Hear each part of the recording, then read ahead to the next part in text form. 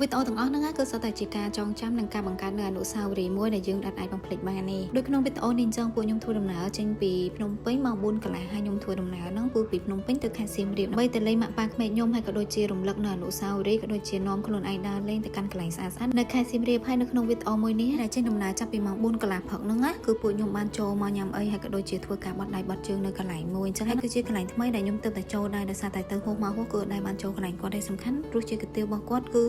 ទោះបីជាគាត់អត់មានសាច់គោមែនដោយសារតែខ្ញុំទៅនឹងរៀងមកដល់ថ្ងៃខ្ញុំបានខ្ញុំចូលញ៉ាំចឹងណាប៉ុន្តែគឺរសជាតិឆ្ងាញ់សំខាន់ឆ្ងាញ់ជាងគេគឺម្ទេសឆានឹងហ្មងហើយបន្ទាប់ពីស្រស់ស្រូបអាហារពេលព្រឹកហើយពួកយើងក៏បន្តដំណើរទៅទៀតហើយពេលថ្ងៃគឺពួកយើងបានឈប់សម្រាកនៅកន្លែងព្រៃប្រោះដើម្បីឲ្យអូនញ៉ាំបាយទីសិនដោយសារតែព្រឹកមិញហ្នឹងគាត់ញ៉ាំមិនតិចមែនតើរបស់ខ្ញុំក៏គាត់បានរៀបចំជាមួយនឹងបាយហើយនឹងសាច់គោចៀនហើយនឹងសាច់ក្រកចៀនចឹងណាសម្រាប់ចៅធ្វើដំណើរផ្លូវឆ្ងាយចឹងគឺត្រូវតែមានសាគូឲ្យគាត់ហើយក៏ជ្រៀតចូលទៅហោជាមួយនឹងភេសជ្ជៈ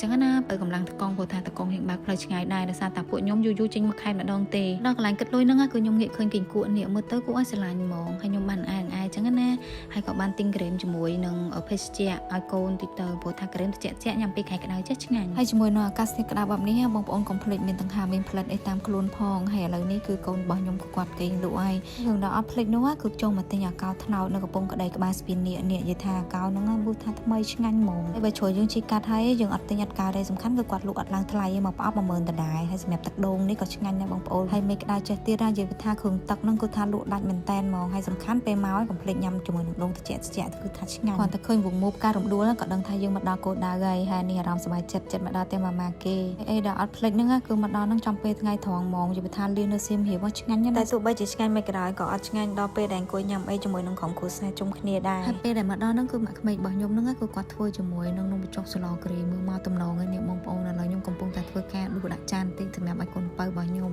ម៉ាហ្នឹងសួរទៀតថាគួរតែធ្វើស្លដាំបាយឬមួយក៏ធ្វើនំបញ្ចុកខ្ញុំក៏ប្រាប់គាត់ថាធ្វើនំបញ្ចុកហ្មងទៅព្រោះថាដឹងតាចៅចូលចិត្តហើយមិនធំតាចៅចូលចិត្តទេពួកខ្ញុំនេះក៏រៀងបានដែរញ៉ាំមួយចានហើយថែមមួយចានទៀតដើម្បីតែពេលកំពុងកាត់វីដេអូហ្នឹងនិយាយថាចង់ញ៉ាំនំបញ្ចុកនោះម្ដងទៀតហើយវីដេអូ day 1ក៏មានតែប៉ុណ្្នឹងដែរមានតែការធ្វើដំណើរញ៉ាំសម្រាប់តែប៉ុណ្្នឹងឯងបាយបាយជួបគ្នាជាមួយនៅវីដេអូបន្តទៀត